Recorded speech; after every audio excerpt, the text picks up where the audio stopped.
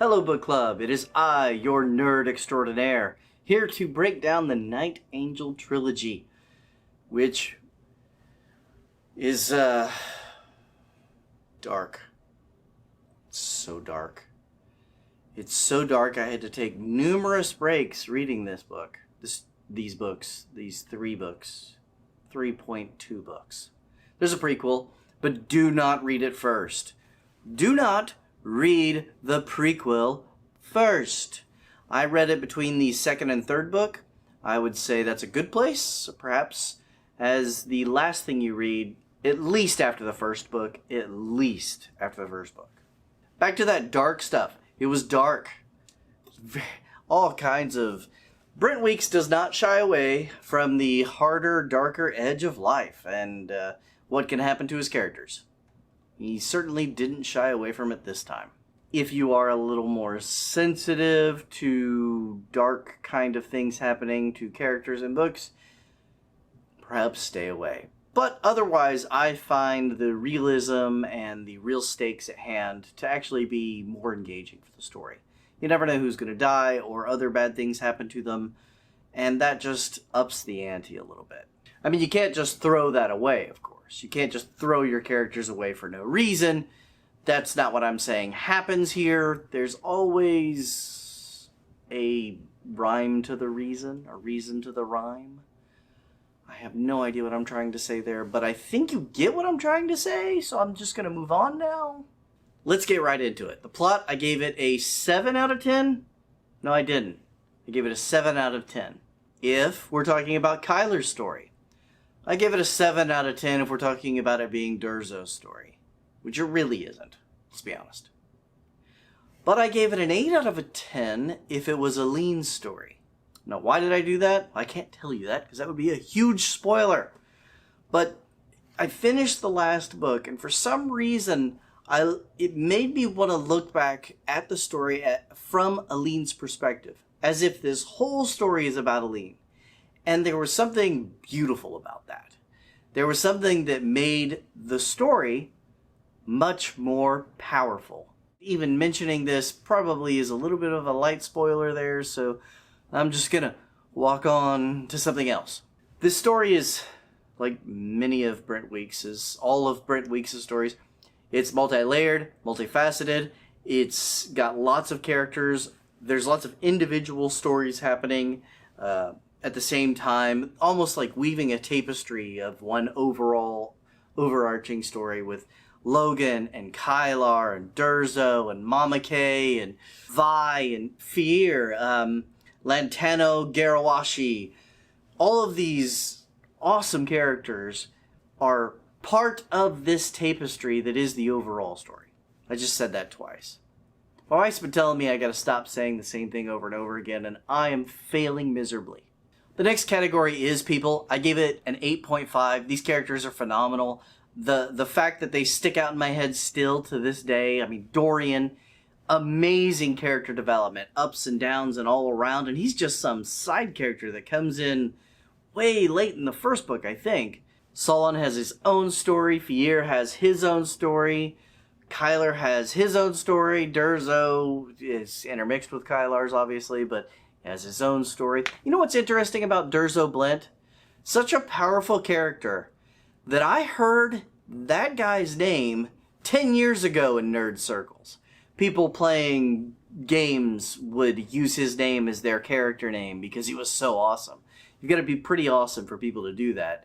Like, there's people like to play Alanon from the Sword of Shannara series and all different other kinds of characters, but Durzo Blent was one of them, for sure. I was actually kind of surprised when I picked up the book more than a decade later and started reading it. I was like, oh, this is that character. So I had really high expectations, which did not pan out in the first book.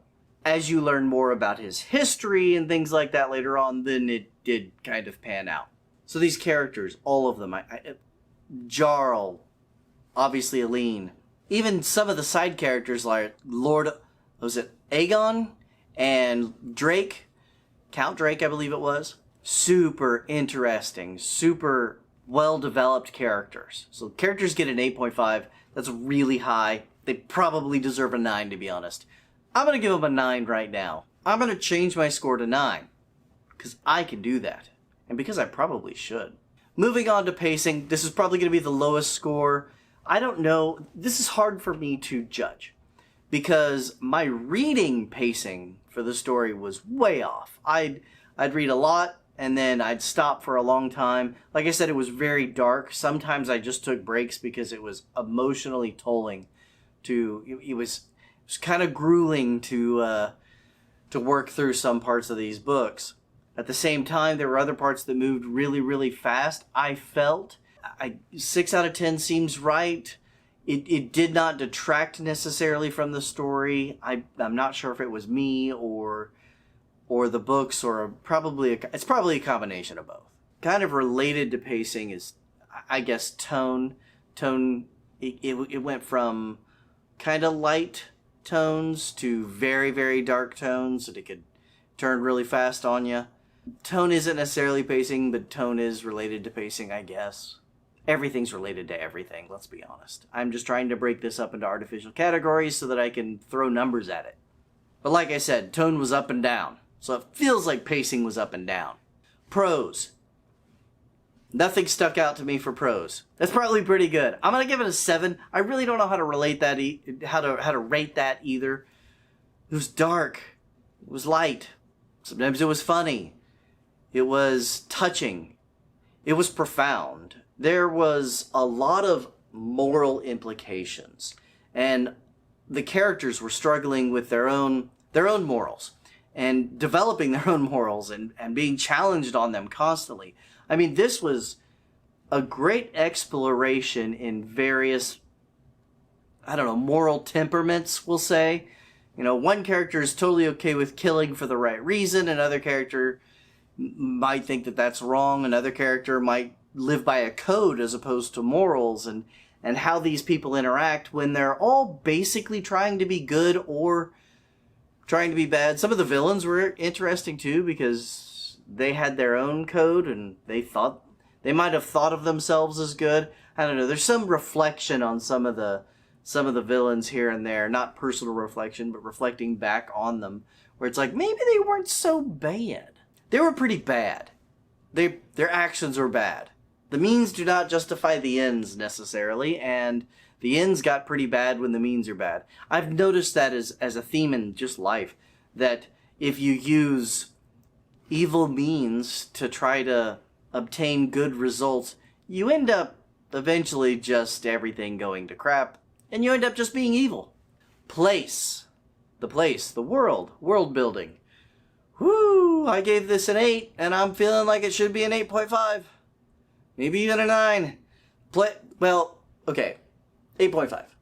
So it's got deep lore, lots of history. It's got all different kinds of countries and politics involved, and an underworld, and regular citizenry, and an upper class. And so it's multi-layered, multifaceted. Brent Weeks is very good at this, very good at building interesting worlds. This is by no means an exception. He's only got 2 series out that I've seen or ever read, but both of the series have this in common. Very good world, very detailed lore, very interesting magic systems, or magical items, especially magical items in this particular trilogy, which plays into the story very well. I mean, it's one thing to create a really cool magical item. It's another thing to use that to forward the story, and that was done excellently. So that might go to plot and to world building. What did I give it as a score? I wrote down an 8, and I was feeling 8.5. I'm going to stick with 8.5, so that he will come back, do more storytelling in this particular world, and explore the world more so that I can give it a higher score later. Gotta leave room for more books / improvement. So my overall score is probably going to be, for me personally, an 8.5. I think for the general public it might be a 7 or less. I can handle the darker stuff. It was even a little too dark for me at times, but I can handle that sort of thing, and I can appreciate the moral quandaries that were presented and how they were presented. and how they were resolved or not resolved and what that really means. I got it. I saw it. I appreciate it. I think it is, if you're into fantasy, I think it is worth the attempt, no matter what your constitution may be. It's worth the attempt. It is and will be a staple of the genre. So comment down below if you think I got this completely wrong or completely right. Validation is nice. I do get validation occasionally, and it's a wonderful thing. But I don't mind people disagreeing. I like to see from other people's perspectives. Having read different series multiple times, when I've talked to other people about it, I can take so much more away from it in a second or third read through from just discussing it. Like and subscribe and Rumble and all of that stuff. Follow us wherever we happen to be. It'll be in the description and in the credits at the end. Hopefully our next video will be Elantris. We have to do Warbreaker, Emperor's New Soul.